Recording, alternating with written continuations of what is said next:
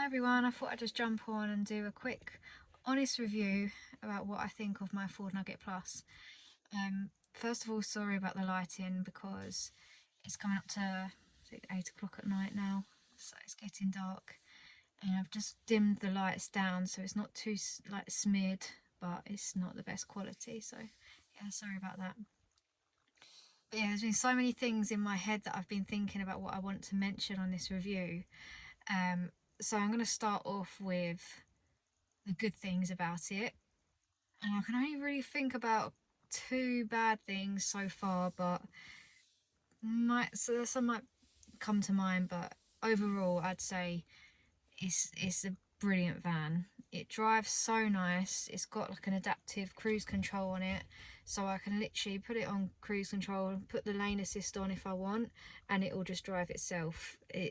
It's a great van to drive, and I've never had a camper van before, so I was a bit worried about whether it would be too big for me, whether I'd be okay in it, whether I'd feel safe in it.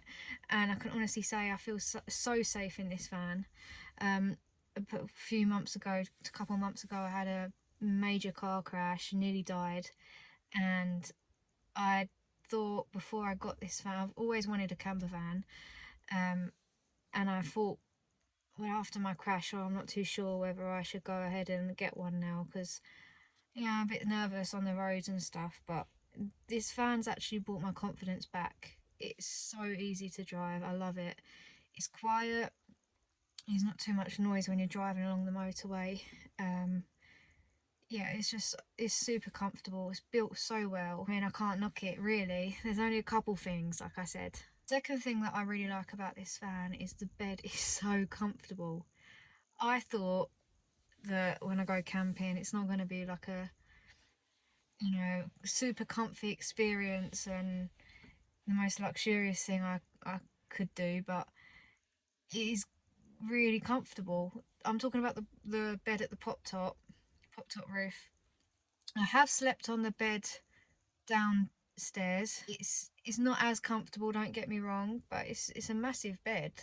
But I just prefer being up top, and Nova likes it up there as well. I like that you can take the canvas down and have a look out and let some air in as well.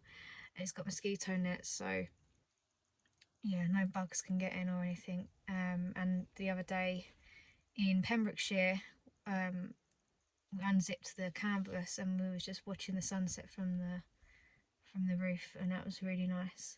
I think I've got a video on it. I was trying to attach it at some point. Third thing I love is the amount of storage I've got. That's brilliant. I know it's only me and Nova, but it's still, even if there was someone else, if I was to bring a friend or whoever, there's still plenty of room for them to put their bits away, for me to put my bits away, and Nova's stuff as well. Fourth thing that I really like, that takes away so much anxiety and stress, is that the fuel tank, when you go to put the diesel in, if I forget and try and put petrol in, there's like a disc that stops the anything other than diesel going in.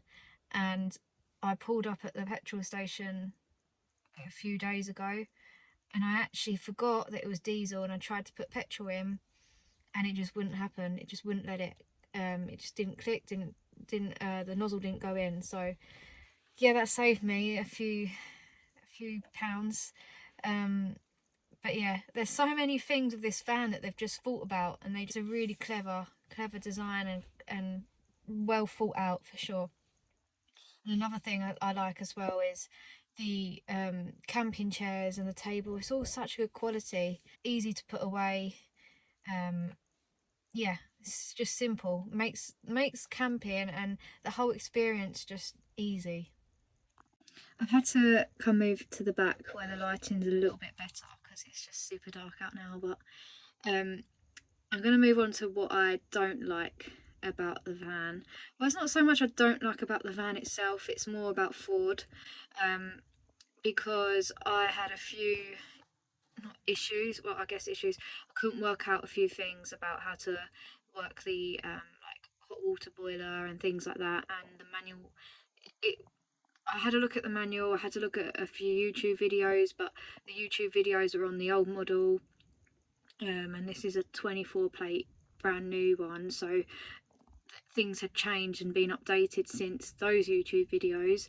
And I felt like I was sort of on my own trying to figure it out, because Ford said that they don't really sell enough Ford Nuggets or have much to do with them, so a lot of the staff don't know how to resolve issues or have the answer for things that the customer's not sure on.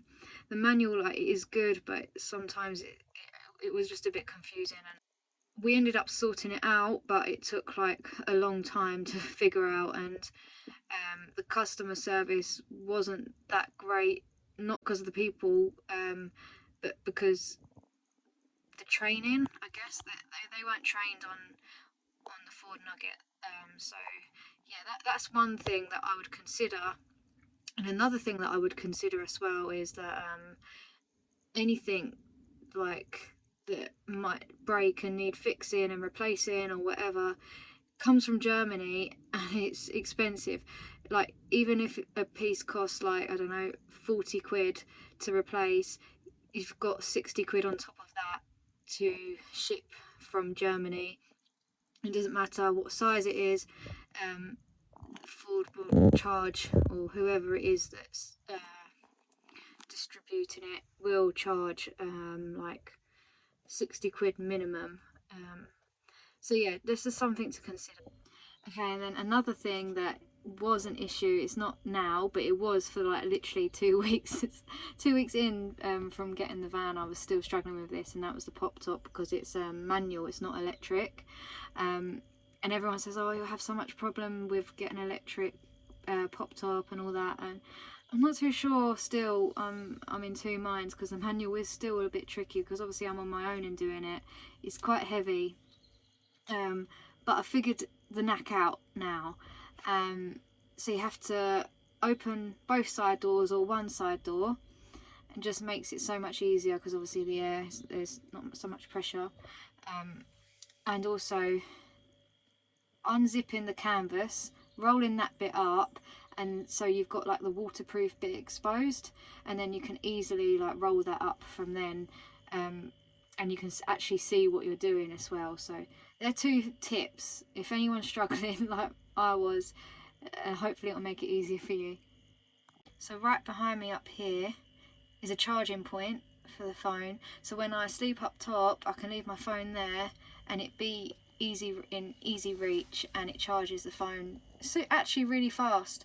So that's one thing I really like about it, really well thought out.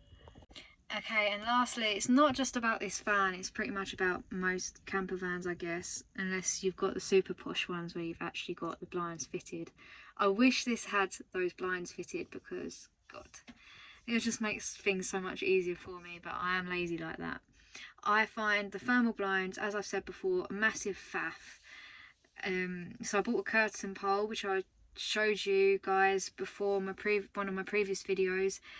Yeah, I've already snapped it in half because there's nowhere to put the curtain pole in this van. So yeah, don't waste your money, do what I done. Learn from me, because yeah, it's literally lasted one trip and I've snapped it, because there's nowhere to put it. So I've just been pinning up the curtain pretty much and hoping that it stays in place. But I'd really appreciate some advice and some tips on what I could use instead of the thermal blinds, but is actually like stable, and I'm not just hoping that it's going to stay up. Also, this right here was stuck on by me and I'm proud of it. I tell you why, because it was 4 quid off of Amazon, and I think I'm in a pack of like 2 or something like that. But yeah, whatever. It's something so simple, but it's life changing. A peg in a camper van is life changing. I don't know, really boring conversation to talk about where you hang your bins in your camper van, but for me, for some reason, I find it interesting, because at first, when I first got the camper van, I didn't know where to put my bin or where to hang it, because there was nowhere. But yeah, sorted that one now, that's why I'm proud of it. Okay, so I'm going to end the video here because I could literally go on all night and talk about a load of rubbish. But yeah, I'm not going to because I don't want my subscribers to go down. But let me know in the comments below what vans you've got and what you like and what you don't like about them, because it'll be interesting to compare. And also, if you do have the same van as me, what you like and what you don't like, and any tips and tricks, because yeah, I mean, it goes a long way for me. Anyway, thanks so much for watching again.